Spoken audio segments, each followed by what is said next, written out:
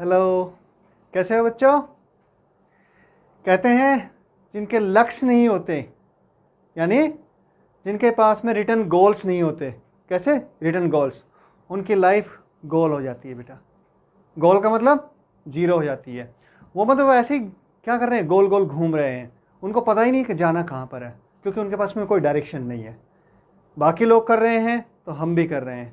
मतलब कहानी ऐसी हो जाती है कि बाकी लोग दौड़ रहे हैं, हम भी दौड़ रहे हैं। कौन सी है? भेड़ चाल है। भेड़ चाल समझते हो ना, एक भेड़ आगे गई, उसके पीछे पीछे सब भेड़ चल पड़ी। तो जिनके पास में गोल्स नहीं होते, उनके पास में कोई डायरेक्शन नहीं होती, और जिनके पास डायरेक्शन नहीं होती वो दूसरों के पीछे पीछे चले जाते हैं। पहुँचते कहाँ पर है उनको खुद नहीं पता कहाँ पहुँचते हैं। तो बेटा जो बच्चे जहाँ पहुँचना चाहते हैं उसको अपना गोल बनाइए।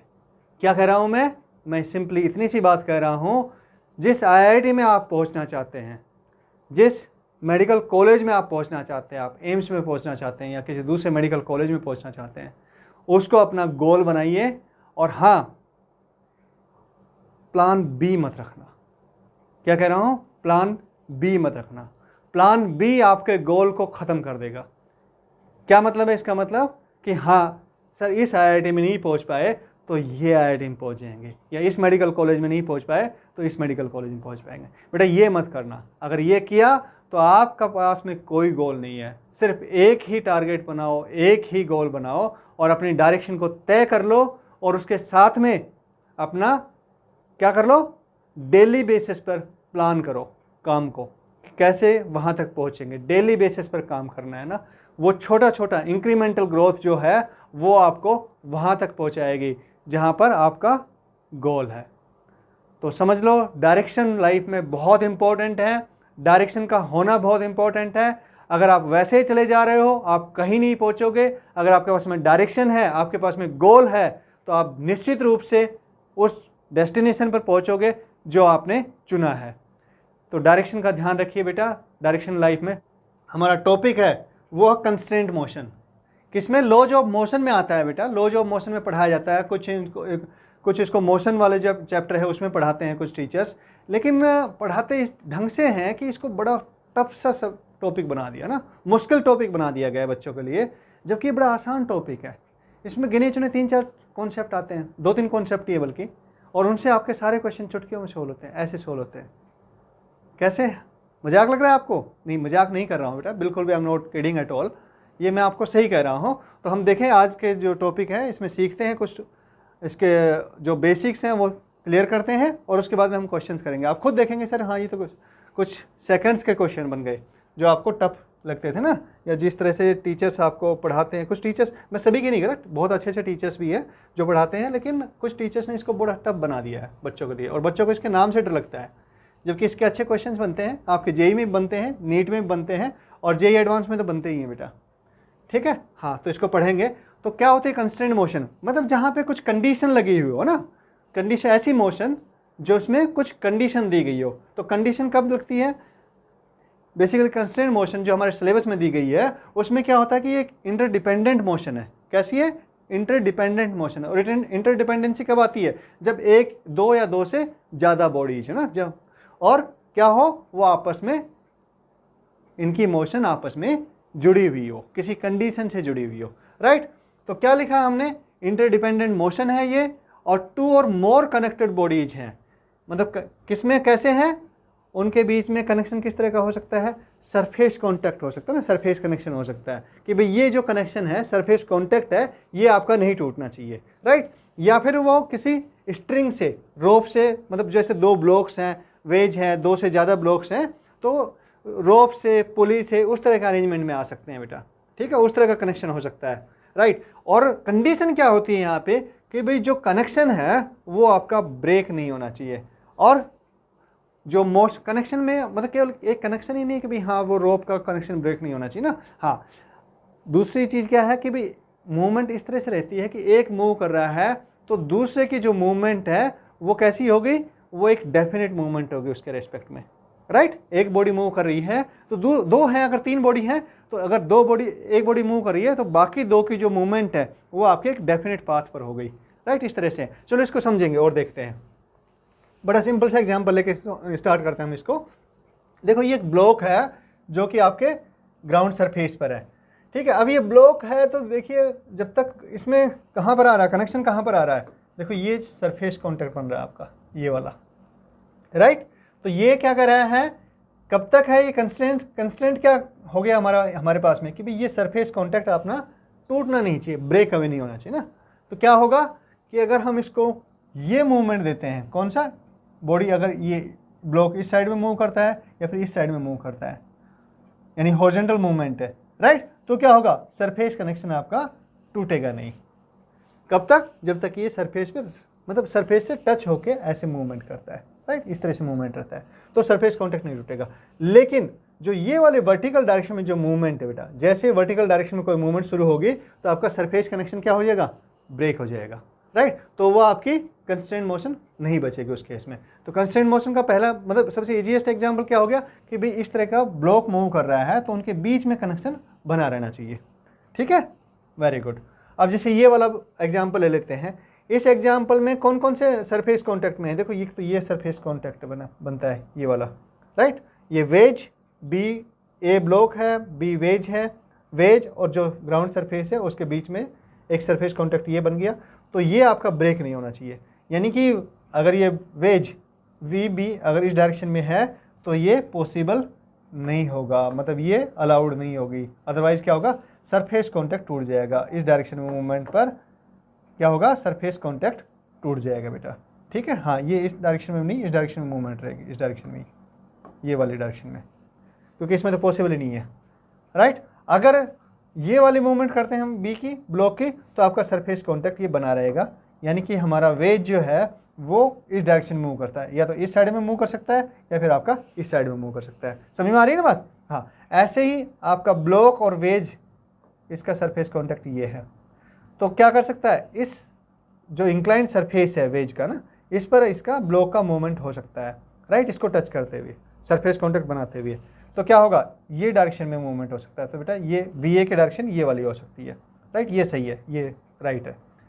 वी बी की भी आपकी ये वाली डायरेक्शन हो सकती है, लेकिन वी ए जो है इस डायरेक्शन में नहीं हो सकता, इस डायरेक्शन में नहीं हो सकता ना। हाँ, तो ये पॉसिबल नहीं, क्योंकि जैसे ही इस डायरेक्शन मूवमेंट शुरू होगी वैसे ही आपका ये डायरेक्शन मूवमेंट शुरू हुई, वैसे ही क्या होगा कि सरफेस कॉन्टैक्ट यहाँ से ब्रेक हो जाएगा। यानी कि इसका जो सरफेस कॉन्टैक्ट है इसके परपेंडिकुलर डायरेक्शन में कोई मोशन नहीं हो सकती बेटा, ठीक है, क्लियर है, वेरी गुड।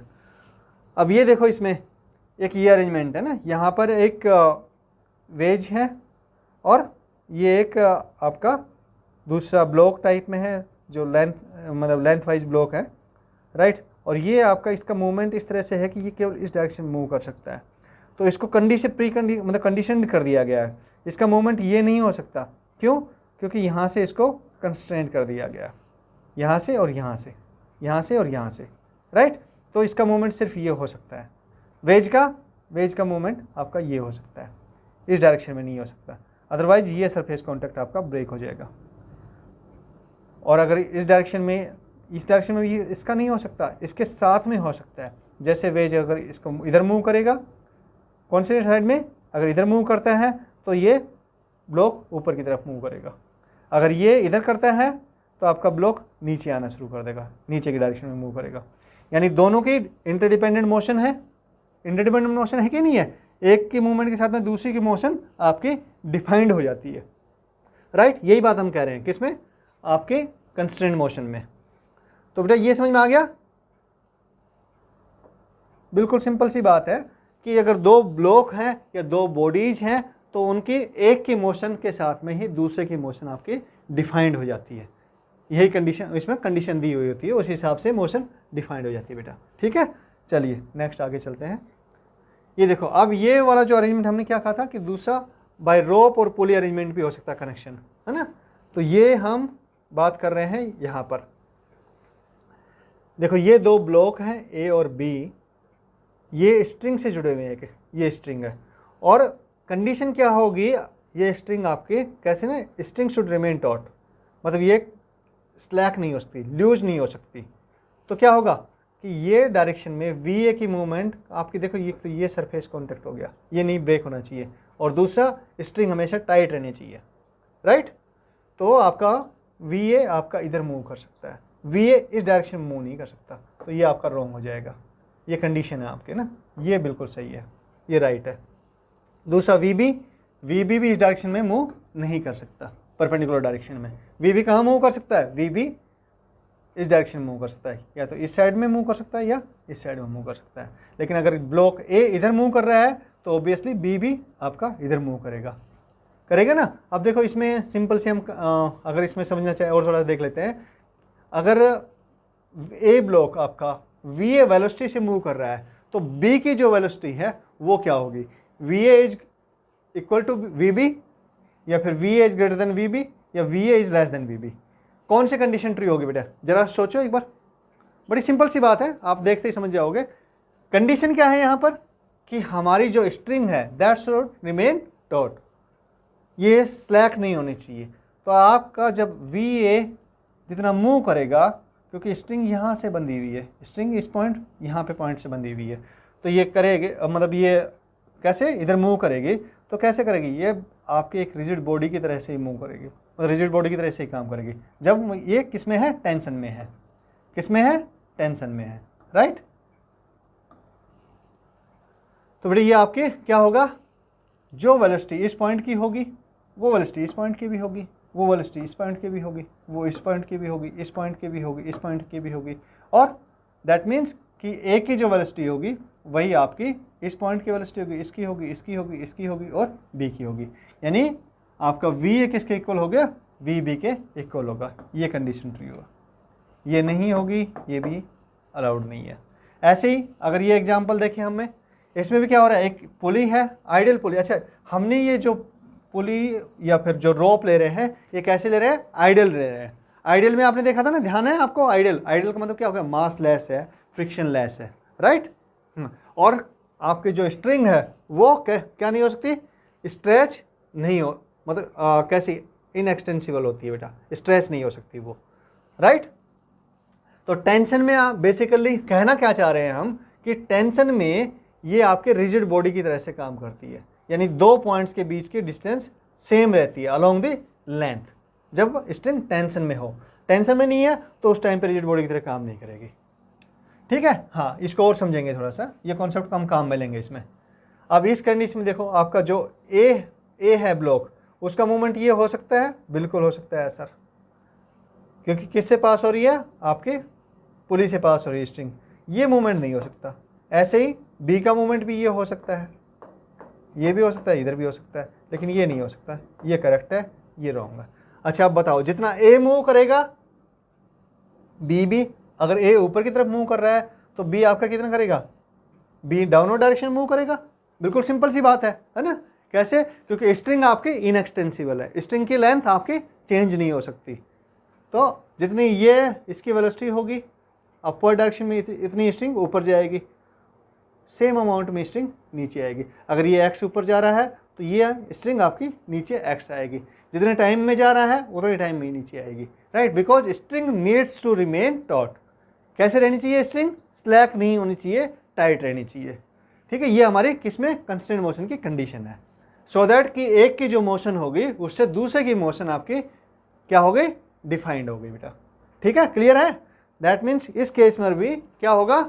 आपका VA और VB का जो मैग्नीट्यूड है, यानी कि VA की स्पीड और VB की जो मतलब A की स्पीड और B की स्पीड का जो मैग्नीट्यूड है वो सेम रहेगा। तो कौन सा ट्रू होगा? ये वाला केस ट्रू होगा बेटा, ये नहीं होगा, ये भी नहीं होगा, ठीक है। तो समझ में आ रहा है कुछ? कंस्ट्रेंट मोशन का मतलब क्या हो गया? कंस्ट्रेंट मोशन का मतलब क्या हो गया कि आपके दो और दो से ज़्यादा है ना, 2 और more than 2 bodies are connected to each other having interdependent motion. Clear आ रही है? समझ में आ रही है कि मतलब एक की मोशन आपने डिफाइन की तो दूसरे की अपने आप डिफाइन हो गई बेटा। एक मोशन जो मूवमेंट होगा उसी के हिसाब से दूसरे का मूवमेंट होगा, और वो कनेक्शन क्या होना चाहिए? टूटना नहीं चाहिए। अगर स्ट्रिंग है तो स्ट्रिंग शुड रिमेन क्या? टॉट। Very good. और सरफेस कॉन्टैक्ट है तो आपका सरफेस कॉन्टैक्ट मेंटेन रहना चाहिए, राइट। चलो अब इसके कुछ एग्जाम्पल देख। हाँ, उससे पहले देखते हैं कि हाँ अब हम इसमें जो हमारे क्वेश्चंस बनते हैं किसमें, नीट में, जेई में या जेई एडवांस में, उनको कैसे सोल्व करेंगे बेटा। तो इसमें बेसिकली 4 मेथड काम में लेते हैं। There are 4 methods to solve all such questions, right.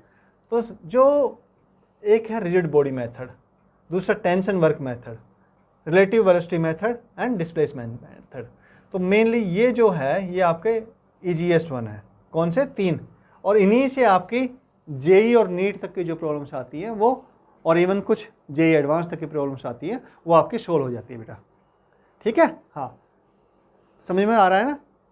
मुश्किल तो नहीं है कुछ भी, अभी तक तो मैंने ऐसी कुछ बात नहीं की है मेरे हिसाब से कि जिसमें आपको दिक्कत आए। बिल्कुल सिंपल बातें कर रहे हैं हम। तो ये रिजिड बॉडी मेथड में क्या होता है, देखो रिजिड बॉडी में क्या हो गया कि भाई आपकी ये रिजिड बॉडी एक, ठीक है, अगर इसका जो पॉइंट है, ये जो पॉइंट है और एक पॉइंट हम यहाँ पर मान लेते हैं, राइट। तो इसके इस पॉइंट के अगर मान लो इसको मूव करते हैं हम ऐसे, तो आपका इस पॉइंट की जो वेलोसिटी होगी वही इस पॉइंट की वेलोसिटी होगी। गलत है कि सही है? जैसे इसमें सिंपल से एग्जांपल ले लेते हैं हम, आपका ओके बेटा, ये आप ये ब्लॉक है आपका एक, और ब्लॉक को हमने इधर मूव किया, किस वेलोसिटी से? v वेलोसिटी से मूव किया। तो ब्लॉक पर हम 2 पॉइंट कंसिडर कर रहे हैं, एक पॉइंट हमारा ये है और एक पॉइंट हमारा ये है। अब बताओ, अगर ब्लॉक की वेलोसिटी v है तो इस पॉइंट की वेलोसिटी, सपोज ये पॉइंट a हो गया हमारा और ये पॉइंट b हो गया, तो a की जो वेलोसिटी होगी वो क्या होगी सर? v होगी, यानी va इक्वल टू v, और b की जो वेलोसिटी होगी वो क्या होगी? सेम वेलोसिटी होगी, क्योंकि फिर कैसी बॉडी है? रिजिड बॉडी है, और रिजिड बॉडी में उसके जो 2 पॉइंट्स, कोई भी 2 पार्टिकल पकड़ लो बेटा, हर एक पार्टिकल की वेलोसिटी आपकी सेम रहती है, अगर ट्रांसलेशनल मोशन है तो, है ना।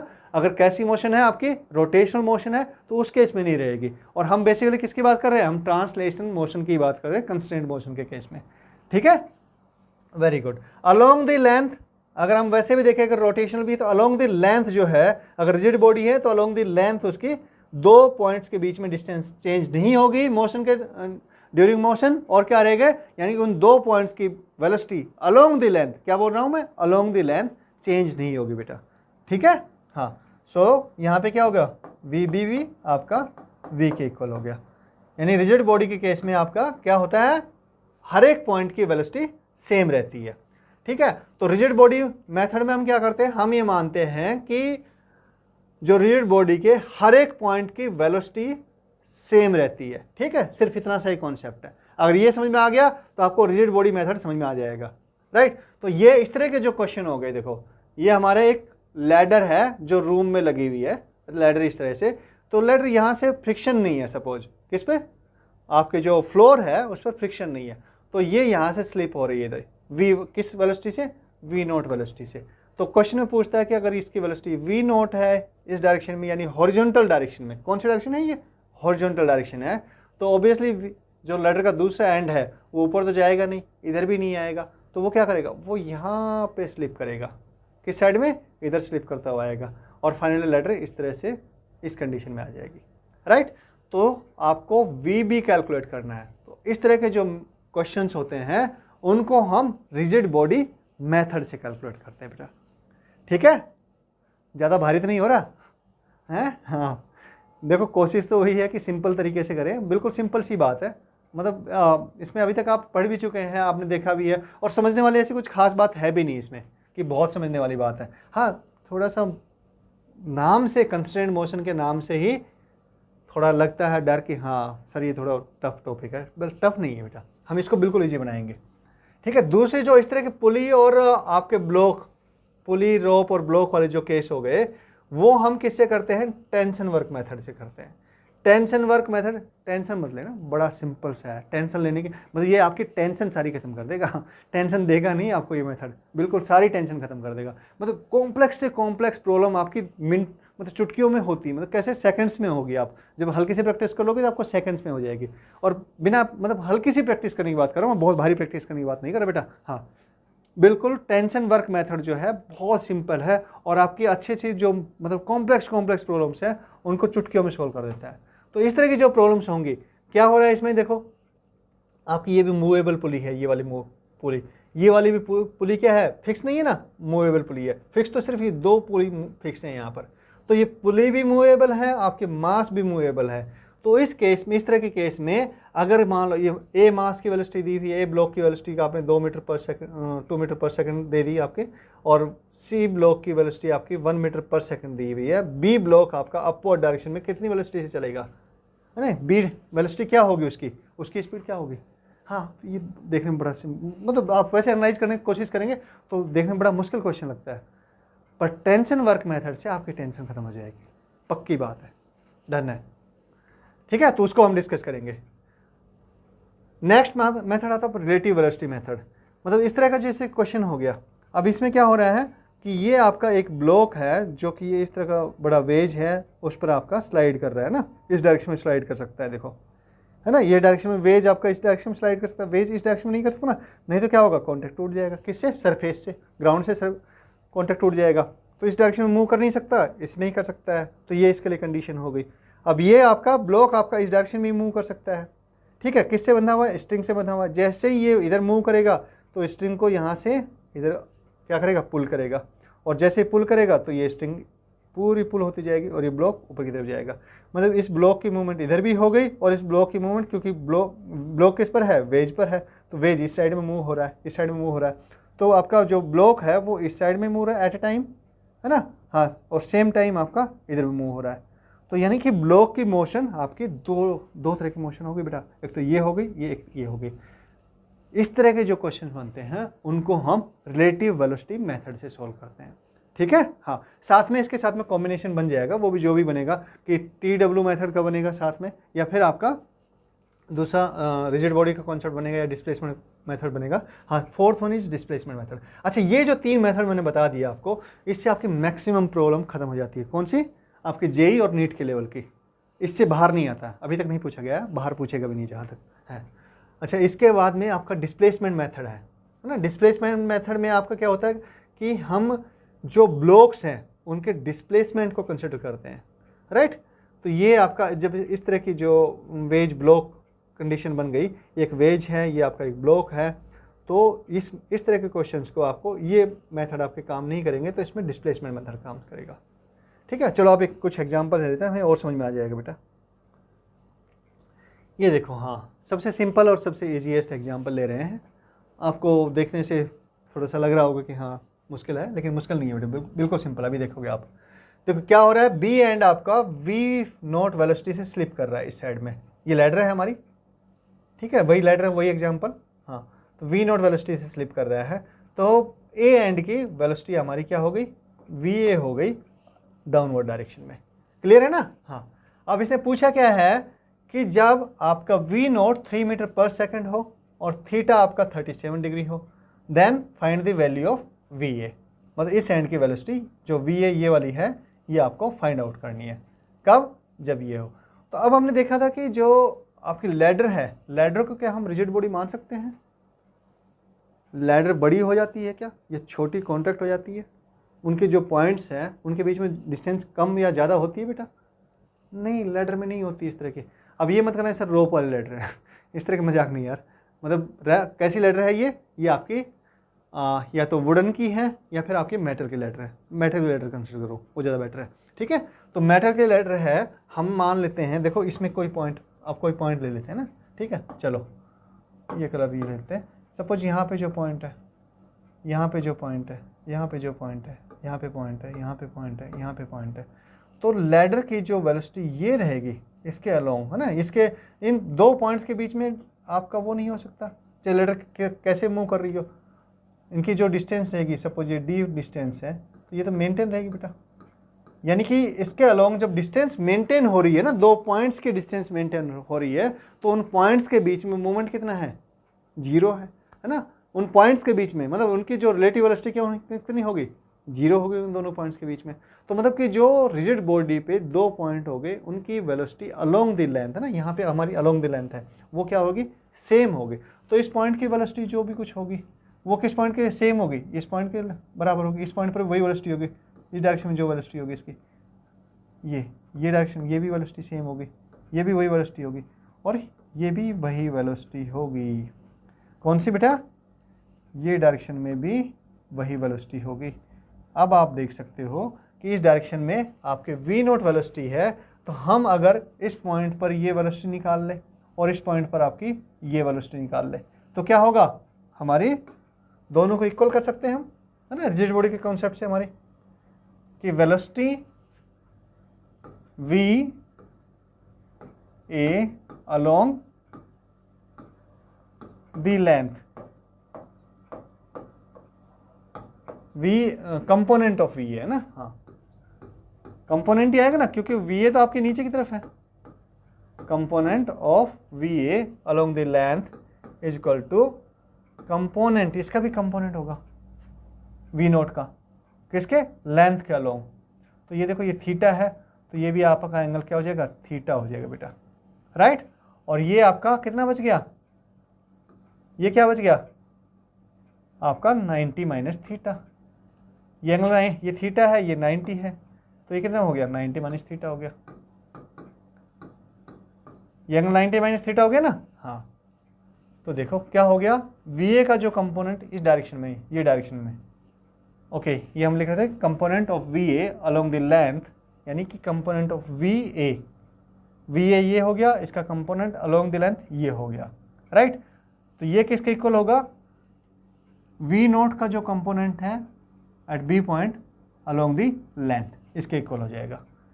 क्लियर है ना? कोई समझने वाली ज़्यादा खास बात नहीं है ना भाई। इसके जो यहाँ पर 2 पॉइंट है, इन 2 पॉइंट की वेलोसिटी तो सेम ही रहेगी हमेशा। बॉडी कैसे मूव करे, ऐसे मूव करेगी तो भी वेलोसिटी सेम रहेगी, ऐसे मूव करेगी तो भी वेलोसिटी सेम रहेगी, अगर ऐसे मूव करेगी तो भी वेलोसिटी सेम रहेगी, कैसे भी मूव करे। और हम ट्रांसलेशनल मोशन ले रहे हैं मेनली, ठीक है ना, हाँ। तो दोनों मतलब लेंथ अलोंग द लेंथ तो आपकी सेम रहेगी मोशन, मतलब वेलोसिटी सेम रहेगी, राइट, हाँ, उसमें तो चेंज होगी नहीं बेटा। तो ये क्या है? Component of V note along the length, along the length of ladder। तो क्या हो गया आपका VA का कंपोनेंट? आपका सर VA कोस ये VA, ये एंगल 90 माइनस थीटा, और ये कंपोनेंट हमें निकालना है along the length। So VA cos 90 minus theta that is equal to V naught का कंपोनेंट अलोंग द लेंथ कौन सा होगा? डायरेक्शन बेटा ये वाली हो गई है ना, हाँ, ये इसका कंपोनेंट, ये एंगल थीटा, अगर ये थीटा एंगल है तो ये भी आपका थीटा हो जाएगा, राइट, हाँ। तो ये V nought cos theta, V nought cos theta, right, clear है? Very good. तो चलो क्या आ गया देखो, VA is equal to V nought cos theta upon cos 90 minus theta. First quadrant में हो गया ना, हाँ, कोस का क्या हो जाएगा? साइन हो जाएगा, पॉजिटिव आएगा, so sine theta that is V naught cot theta. ये आपका क्या आ गया? VA की वैल्यू आ गई बेटा, यानी VA is equal to, that means VA is equal to V naught cot theta. Clear है? अब इसमें वैल्यू पुट कर दो। आपकी VA कितनी है? V नोट कितनी है? 3 है। कोट थीटा, थीटा कितना दिया है? 37 दिया है। तो बेटा साइन थीटा आपका होता है 37 दिया है, तो ट्रायंगल ध्यान है ना, सिंपल वाला ट्रायंगल बिल्कुल। ये आपका 37 है, तो ये आपका हो गया 3, ये 4 और ये 5। तो कोट थीटा कितना हो गया? 4/3। Very good. तो 3 से 3 कैंसिल, 4 मीटर पर सेकंड, ये आपकी VA हो जाएगी। मेरे हिसाब से एक लाइन का क्वेश्चन है, ज़्यादा मुश्किल नहीं है, मतलब मुश्किल तो है ही नहीं, कहाँ पर मुश्किल है, सिर्फ एक कॉन्सेप्ट हमें पता होना चाहिए कि अलोंग द लेंथ आपकी वेलोसिटी होगी वो क्या होगी? सेम रहेगी, it will remain constant. Next आपकी जो पुली और ब्लॉक वाले सिस्टम, मतलब ब्लॉक सिस्टम की जो प्रॉब्लम्स होती हैं उनको हम TW मेथड से सोल्व करते हैं। देखो मेथड तो और भी हैं सोल्व करने के, लेकिन जो ईजीएस्ट मेथड है वो आपका TW मेथड है, राइट। TW मेथड से आप इनको चुटकियों में सोल्व कर पाएंगे। तो TW मेथड में क्या होता है बेटा, देखो इसमें आपकी पुली और स्ट्रिंग जो भी है वो हम आइडियल कंसिडर करते हैं। कैसे? आइडियल। आइडियल का मतलब क्या हो गया कि मासलेस है, आपकी पुली भी और रोप भी क्या है, मासलेस है। Very good. इसके साथ में ही जो ब्लॉक्स हैं ये ना, ब्लॉक्स, इनका मूवमेंट या तो हम देखते हैं कि हॉरिजेंट या तो वर्टिकल में है, वर्टिकल डायरेक्शन में हो या फिर हॉरिजेंटल डायरेक्शन में हो, राइट। तो इस केस में तो आपका वर्टिकल मतलब हॉरिजेंटल डायरेक्शन में मूवमेंट तो पॉसिबल नहीं है। कौन सी में है? इसे वर्टिकल डायरेक्शन में ही मूवमेंट पॉसिबल है। लेकिन अलग और भी केस मिलेंगे जिसमें हम देखेंगे कि ब्लॉक का जो मूवमेंट है वो हॉरिजेंटल भी हो सकता है। तो इस तरह का जब केस हो हमारे पास में, क्या केस हो, पुली और स्ट्रिंग की प्रॉब्लम हो जिसमें ब्लॉक का मूवमेंट आपका कैसा हो, या तो वर्टिकल डायरेक्शन में हो या हॉरिजॉन्टल डायरेक्शन में हो, तो हम TW मेथड को इजीली यूज कर सकते हैं। और आप यकीन मानो मतलब इससे कोई भी क्वेश्चन गलत होने की संभावना नहीं है। मतलब चाहे कितना टफ क्वेश्चन हो इस तरह का, आपका TW मेथड से आप चुटकियों में सोल्व कर पाएंगे। बिल्कुल पक्की बात है, आपका कोई क्वेश्चन गलत नहीं होगा। चलिए तो शुरू करते हैं इस मेथड को ना। हाँ देखिए, सबसे पहले इस तरह के मेथड में क्या करते हैं, हमें ये तो बोल ही चुके हैं कि भाई आपकी जो पुली है और स्ट्रिंग है वो क्या है, आइडियल है, यानी स्ट्रेच नहीं कर सकते आप किसको, पुली इसको, स्ट्रिंग को, राइट। ओके, अनस्ट्रेचेबल है। तो यहाँ पर देखो ये हमारी पहली प्रॉब्लम है जिसमें दिया है, एग्जाम्पल है मतलब इलस्ट्रेशन आपका VB इसने पूछा है। VB क्या है? VB आपके B ब्लॉक की वेलोसिटी है जो कि डाउनवर्ड डायरेक्शन दी है इसकी, राइट। VA आपके ये वाला जो ब्लॉक है, A ब्लॉक है, इसकी जो वेलोसिटी है वो अपवर्ड डायरेक्शन में है VA, राइट। तो इसकी हमें दिया है VB हमें फाइंड आउट करना है और VA की वैल्यू दी है कब, जब VA is equal to 2 metre per second, उस टाइम पर VB आपका फाइंड आउट करना। अच्छा, तो सबसे पहले हम ये मानते हैं कि जो मोशन इसकी देख रहे हैं, क्योंकि हम ग्राउंड से कंसिडर कर रहे हैं इनको ना, हम खुद को रेफरेंस पॉइंट मान के कंसिडर कर रहे हैं इसको, या ग्राउंड को रेफरेंस पॉइंट मान सकते हो आप, ये कह रहे हो, कह सकते हो कि ग्राउंड रेफरेंस पॉइंट है। तो जो भी मोशन B की है, यानी जो भी मूवमेंट हमें B का दिखाई पड़ता है वो क्या होगा, विद रेस्पेक्ट टू ग्राउंड होगा। ए का जो मूवमेंट है अपवर्ड मतलब अपसाइड या डाउन साइड, जो भी वर्टिकली अपवर्ड या फिर डाउनवर्ड, तो वो कैसा होगा बेटा, वो भी आपका विद रेस्पेक्ट टू ग्राउंड होगा। सो हम ये अज्यूम करके चलते हैं कि V आपकी A की वेलोसिटी है with respect to ground, VB आपके B की वेलोसिटी है विद रेस्पेक्ट टू ग्राउंड।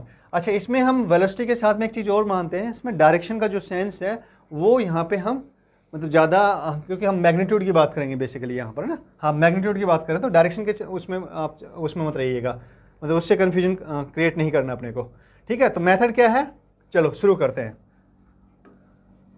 देखो इसमें क्या हो रहा है, सबसे पहले हमें जो सबसे लंबी स्ट्रिंग है, कौन सी है सबसे लंबी स्ट्रिंग, ये वाली लंबी स्ट्रिंग है ना, सबसे लेंथ स्ट्रिंग। कैसे, मतलब जो सबसे लंबी स्ट्रिंग वो भी होगी जनरली जो एक से ज़्यादा पुलीज पर होंगी, सबसे ज़्यादा पुली पर होगी वो सबसे लंबी स्ट्रिंग होगी। तो हम उसमें अज्यूम करेंगे कि इसमें टेंशन आपका क्या है, T है। क्या टेंशन है, T, राइट। अच्छा, टेंशन T का मतलब क्या हो गया, देखो टेंशन हमेशा away from the point of consideration होता है ना, टेंशन लेने का नहीं है, टेंशन देने का। अगर आपने वो चैप्टर नहीं पढ़ा है, आपने वो वीडियो नहीं देखा है, तो आप जाके वो वीडियो आप चेक करिएगा, कौन से, उससे आपको टेंशन फोर्स की काफ़ी सारी जो कॉन्सेप्ट्स हैं वो क्लियर होंगे। कौन सा वीडियो देखना है, टेंशन फोर्स वाला, हमारे प्लेलिस्ट में मिल जाएगा बेटा आपको, ठीक है। तो टेंशन फोर्स वाला वीडियो देखिए आप पहले, और फिर ये देखिए, इस बिल्कुल आसान होगा आपके लिए। तो सबसे पहले हमें जो सबसे लेंथी स्ट्रिंग है उसमें हम टेंशन T मान लेते हैं। तो यहाँ पर टेंशन T होगा, इधर भी टेंशन T होगा, यहाँ पर भी टेंशन T होगा। अवे फ्रॉम, अगर पुली से हम टेंशन ले रहे हैं तो वो पुली से अवे होगा बेटा, टेंशन देने का लेने का नहीं है ना, हाँ मतलब टेंशन को दूर भेजो। तो ये यहाँ से टेंशन दूर जा रही है, राइट। यहाँ से देखेंगे तो यहाँ से भी दूर जाएगी टेंशन, इसमें भी टेंशन T होगा, ये भी T है, ये भी T है, और आपका यहाँ पर भी T होगा। यानी पूरी स्ट्रिंग में, बिकॉज स्ट्रिंग इज क्या है, आइडियल है, then if string is ideal then tension will remain same throughout the length of the string, right. तो इसमें T हो गया। अब अगर हम इसको देखें तो हमने ये भी सीख लिया था कि अगर ये टेंशन इधर T है, ये T है, आपकी पुली मासलेस है, आइडियल है, तो आपको जो ये वाली टेंशन होगी ये कितनी होगी इसमें, बताओ, 2T। वेरी गुड, ये 2T होगी बेटा, ठीक है। यहाँ से 2T ऊपर, इधर से भी 2T, और ये आपकी 2T पूरी through out the length, right. तो इसमें टेंशन कितनी हो जाएगी, देखो अब ये यहाँ से इसमें इस पुली के रेस्पेक्ट में देखो, अब इस पुली के रेस्पेक्ट में देखेंगे तो क्या होगा, ऊपर 2t, इधर भी 2t, तो नीचे की तरफ कितनी आएगी, ये 4t आएगी। और ये पुली से नीचे की तरफ लगेगा फोर्स, है ना, टेंशन फोर्स, और ये ब्लॉक से ऊपर की तरफ लगेगा, राइट। तो ये आ गई आपकी 4t, इसमें टेंशन 4t आ गई। तो आपको सिंपल करना है, देखो क्या करना है, हमने टेंशन कैलकुलेट कर ली है कि ए पर टेंशन आपकी कितनी लग रही है, बी पर टेंशन आपकी बी पर टेंशन कितनी टी लग रही है यहाँ पे, और ए पर टेंशन आपकी 4t लग रही है।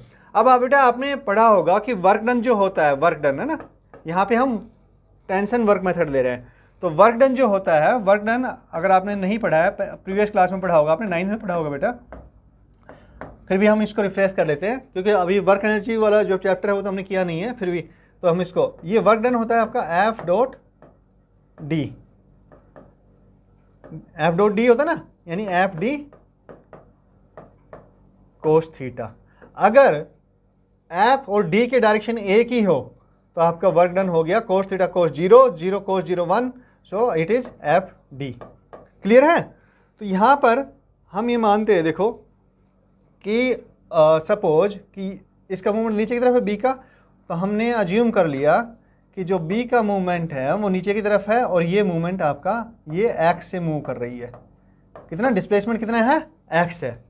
ये लॉजिक काम में ले रहे हैं हम, W D is equal to F D, यानी फोर्स इंटू डिस्प्लेसमेंट। अगर सेम है तो ना, कोस थीटा भी आ गया तो सेम है तो यहाँ पर हमारा फोर्स क्या ले रहे हैं हम, फोर्स हम टेंशन की, यहाँ पे केवल टेंशन के टर्म्स में बात करेंगे बेटा, और तो कोई फोर्स भी नहीं है यहाँ पर ना। हाँ, टेंशन mg वगैरह को वो सब नहीं कंसिडर कर रहे हैं, हम टेंशन को कंसिडर करेंगे केवल यहाँ पर।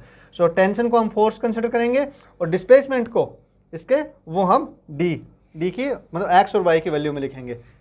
चलो इसको करते हैं। ओके, ये समझ में आ गया होगा ना। हाँ, तो ये देखो सपोज ये हमारा एक्स डिस्प्लेसमेंट से नीचे जा रहा है, कौन सा, एक्स का, बी का जो डिस्प्लेसमेंट है वो एक्स है, और ये हम ए का जो डिस्प्लेसमेंट है हम कह रहे हैं ये अपवर्ड डायरेक्शन में वाई है, राइट। तो देखो इसमें वर्क डन क्या होगा, टी ऊपर की तरफ, एक्स नीचे की तरफ, यानी थीटा कितना हो गया, 180 हो गया। सो टी इंटू एक्स आता displace force into displacement, right. तो क्या हो गया 180 कोस थीटा, कोस 180 कितना होता है, -1। तो ये आपका जब सिंपल लॉजिक भी करता है, बनता है आपका, अगर फोर्स और डिस्प्लेसमेंट की डायरेक्शन अगर क्या हो, अपोजिट हो, तो उसका जो वर्क डन मानेंगे वो अज्यूम करेंगे, अज्यूम क्या मतलब वो तो होता ही है बेटा, वो माइनस में आएगा। सो माइनस टी एक्स, इस केस को अगर हम कंसिडर कर रहे हैं तो ये देखो वर्क डन बी पर जो वर्क डन हो रहा है वो कितना हो गया, माइनस टी एक्स, राइट। ए पर जो वर्क डन हो गया, देखो टी टेंशन हमेशा अवे करता है, अवे काम करता है, टेंशन देने का लेने का नहीं है ना। हाँ, तो टी ऊपर की तरफ और वाई भी ऊपर की तरफ, ये ब्लॉक आपका अपवर्ड डायरेक्शन में जा रहा है, ये हमें क्वेश्चन में बताया गया है। तो प्लस का हो जाएगा, टेंशन कितनी है 4t है इंटू वाई, और इसको इक्वल करेंगे 0 पर। किसके इक्वल करेंगे, नेट वर्क डन क्या होगा, 0 होगा बेटा, ठीक है। टेंशन के कारण कोई वर्क डन होगा क्योंकि मासलेस स्ट्रिंग कैसी है, मासलेस है, तो टेंशन के कारण जो भी फोर्स होगा इसमें जैसे भी वो आपको 0 के इक्वल करना है अपने को, ठीक है। हाँ, सिंपल मेथड है, बिल्कुल सिंपल है। तो क्या होगा, टी कॉमन आ गया, सो x इक्वल टू आपका 4y। अगर इसको डिफ्रेंशिएट करेंगे तो डिस्प्लेसमेंट है ये, डिस्प्लेसमेंट का टी के रिस्पेक्ट में डिफ्रेंशिएशन क्या होता है, v मिलता है हमें। सो अगर x है यहाँ पर, x b का मूवमेंट है, तो इसका dx/dt क्या करेंगे, क्या होगा, हमें vb मिलेगा बेटा, राइट। हाँ, सिंपल सी बात है, देखो कुछ नहीं, dx/dt v होता है हमारा, और क्योंकि ये b ब्लॉक का है तो ये हमारा vb। ऐसे dy है ना, dy/dt आपका v होता है, डिस्प्लेसमेंट y, ये y डायरेक्शन वगैरह मत मानना, y और x के डायरेक्शन के चक्कर में मत पड़ना। यहाँ पे सिर्फ हम इसको डिस्प्लेसमेंट, यहाँ पे हमारे पास में 2 है, 2 ब्लॉक का डिस्प्लेसमेंट, इसलिए हमने एक को x ले लिया, एक को y ले लिया। अगर 3 होते तो हम x y z ले लेते बेटा, ठीक है। हाँ, 4 होते तो और एक कोई भी वेरिएबल बढ़ा लेते हैं हम उसमें, ठीक है। तो ऐसे सिंपल आपका इसको डिफ्रेंशिएट करेंगे, राइट डायरेक्शन, राइट मतलब लेफ्ट हैंड साइड को किया तो हमने आपका dx/dt आया जो कि इक्वल है vb के, और आपका ये हो गया 4 इंटू dy/dt किसके इक्वल है, आपका va के इक्वल है, राइट। अब हमें देखते हैं va हमें गिवन है कितना 2 मीटर पर सेकेंड, तो इसमें वैल्यू रख पुट कर दो 4 into 2 8 metre per second. V B कितना हो गया बेटा बताओ? V B is equal to 8 metre per second. ये आपका आंसर आ गया, राइट।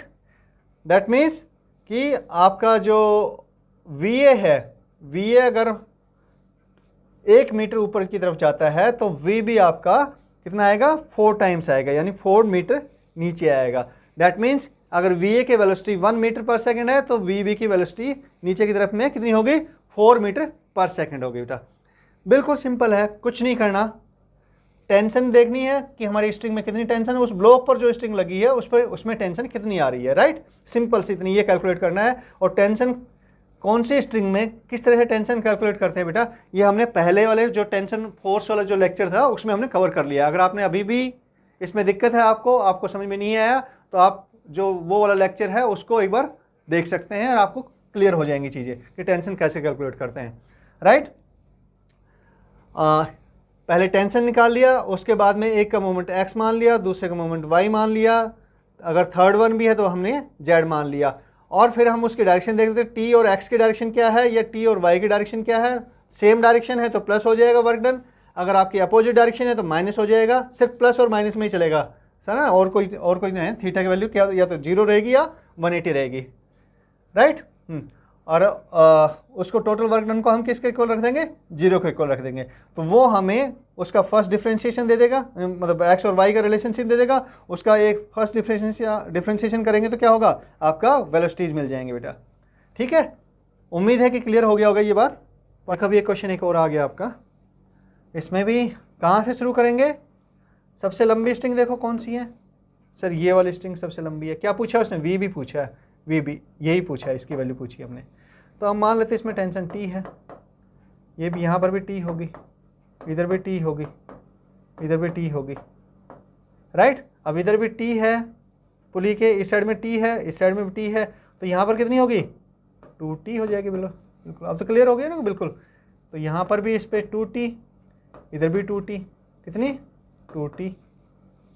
अवे होगी ना, इससे देख रहे हैं तो अवे इसकी डायरेक्शन टेंशन की ये होगी।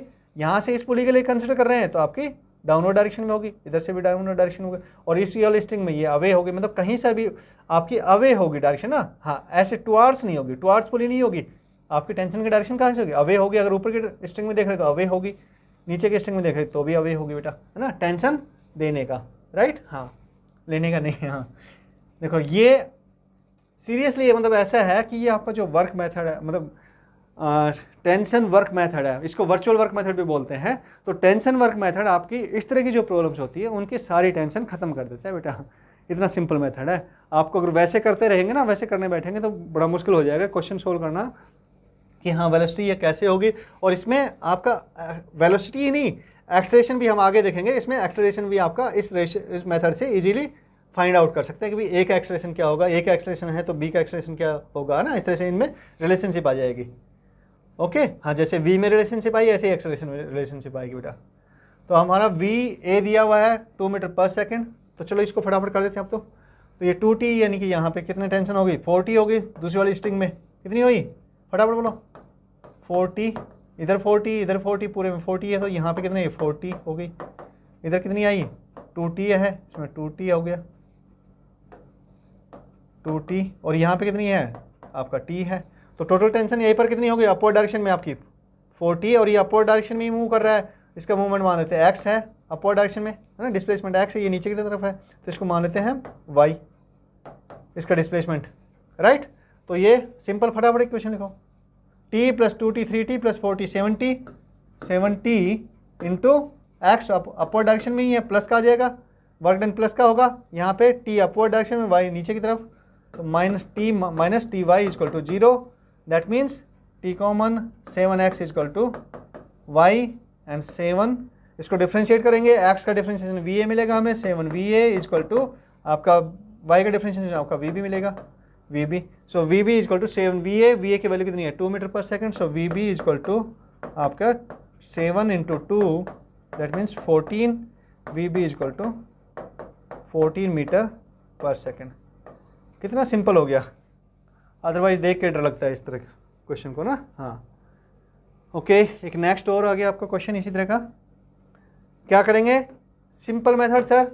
सबसे पहले देखो भाई, होल्ड करके आप इसको वीडियो को पॉज करके और आप इसको क्वेश्चन को सोल्व करने की कोशिश करो। मुझे नहीं लगता कि अब आप इसको सोल्व नहीं कर पाएंगे, ठीक है। सबसे लंबी वाली स्ट्रिंग में टेंशन टी कंसिडर कर रहे हैं, तो इधर भी टी, आपका टी, तो इधर कितना हो जाएगा 2t हो जाएगा सर, राइट। इधर टी, इधर टी, यहाँ पर भी कितना हो जाएगा 2t हो जाएगा, राइट। हाँ इधर भी टी रहेगा बेटा, हाँ इधर भी टी होगा, टी होगा इधर भी, तो इसमें भी कितना होगा 2t हो गया। ओके, और भी कोई स्ट्रिंग बच गई, हाँ ये 2t रहेगा इसमें, खैर हालांकि कोई काम की बात भी नहीं है ज़्यादा, राइट। तो अब देखो इसको x मान लो, तो इसका डिस्प्लेसमेंट नीचे की तरफ है, x, y मान लो ऊपर की तरफ है, इसका नीचे की तरफ है, z कंसिडर कर सकते हैं। 3 आ गए ना, हमने कहा था ना।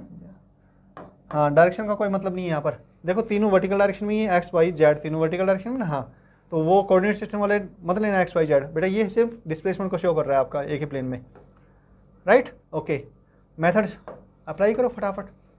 ए पर हम देखते हैं x नीचे की तरफ, t ऊपर की तरफ, यानी -tx, मैं फटाफट कर रहा हूँ अब ना। 2t ऊपर की तरफ, y नीचे की तरफ, नहीं y भी ऊपर की तरफ अपवर्ड डायरेक्शन में, प्लस का आएगा 2t y, z पे क्या है 2t अपवर्ड डायरेक्शन में, अपवर्ड होगी ना बेटा यहाँ पर, ये उसमें दिखाई है, ये अपवर्ड होगी, और z नीचे की तरफ है, यानी का -2t z इजक्वल टू 0। सो क्या पूछा, क्या है y पूछा है ना, y का, हाँ इसको डिफरेंशिएट कर देंगे तो 2y इजक्वल टू ये माइनस दोनों इधर आ जाएंगे, x plus 2z, right. Okay, differentiate करेंगे, सो 2y का differentiation vb is equal to vx, मतलब x का va प्लस 2z का vc। ओके, vb पूछा है उसने, va और vc की वैल्यू दी हुई है, तो va is equal to 2 plus vc कितना है 1, सो 2 टाइम्स ऑफ 1 2 यानी 4, और vb आपका आ गया 4/2 equal to 2 metre per second, right. Simple सा है बेटा। हाँ हाँ सर, ये देखकर तो सिंपल लगता नहीं है, हाँ लेकिन हमारा जो मेथड है वो बड़ा सॉलिड मेथड है बेटा। कैसा ही क्वेश्चन हो आपको पुली ब्लॉक का, बिल्कुल सिंपल हो जाएगा। सॉरी, हाँ पेन गिर गया नीचे, ओके कोई बात नहीं, दूसरा पेन ले लेते हैं, राइट। तो ये समझ में आ गया बेटा, हाँ क्लियर है ना। ओके, नेक्स्ट क्वेश्चन देख लेते हैं। इसमें देखो सबसे लंबी स्ट्रिंग कौन सी है, ये वाली स्ट्रिंग है, सो इसमें टेंशन t, इसमें t ऊपर, इसमें भी t, ये 2t, इसमें t ऊपर, आपका ये ऐसे आएगा, इधर नीचे आएगा, तो इसमें आपके कितनी जाएगी टेंशन 2t जाएगी, तो ये आपकी 2t होगी। इसको x मान लेते हैं, अपवर्ड डायरेक्शन में है, y आपका डाउनवर्ड डायरेक्शन में है, यही z अपवर्ड डायरेक्शन में है। सिंपल है, वही कर लो बेटा फटाफट। इसमें 2tx, t ऊपर y नीचे, माइनस ty ऊपर 2t, z भी ऊपर, plus 2t z is equal to 0। So calculate क्या करना है हमें, vb करना है, vb यानी y कैलकुलेट करना है हमें, y को इधर आ जाएगा, y इजक्वल टू t हट जाएगा 2x plus z, 2x plus 2z, differentiate कर दो, y का डिफ्रेंशिएशन क्या देगा v भी देगा, 2x का क्या देगा va प्लस z का आपका vc, 2vc, v और vc की वैल्यू रखो, 2 टाइम्स 3 प्लस 2 5, 5 इंटू 2 10 हो जाएगा, हाँ। सो ये आपका हो गया 10 मीटर पर सेकेंड। सिंपल है। तो y की जो आपकी जो डायरेक्शन है, y की नीचे की तरफ कितनी वेलोसिटी से आएगी, ये दोनों ऊपर की तरफ जा रहे हैं, तो y आपका 10 मीटर पर सेकंड की वेलोसिटी से स्पीड से नीचे आएगा, क्योंकि va की स्पीड, जब va की स्पीड कितनी है 3 मीटर पर सेकंड है, और vb की स्पीड आपकी 2 मीटर पर सेकंड है। हाँ बिल्कुल सिंपल क्वेश्चन है बेटा। चलो ओके, डन नाउ बेटा, इट इज़ डन। तो कैसा लगा, उम्मीद है कि आपको इस तरह के क्वेश्चन आप गलत नहीं होंगे।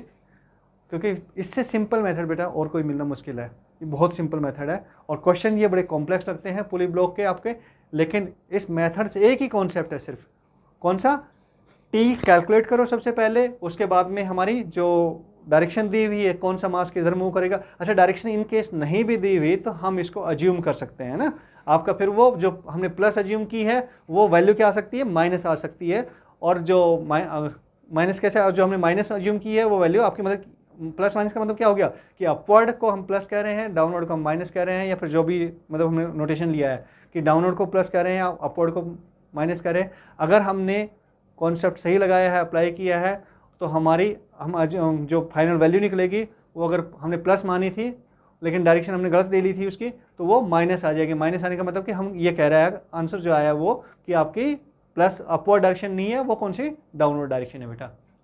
इसमें कन्फ्यूज होने की बिल्कुल भी जरूरत नहीं है, बड़ा सिंपल सा मेथड है, अप्लाई करो। और भी कोई क्वेश्चन करके देखना, टफ से टफ क्वेश्चन करके देखना, ईजिली हो जाएगा।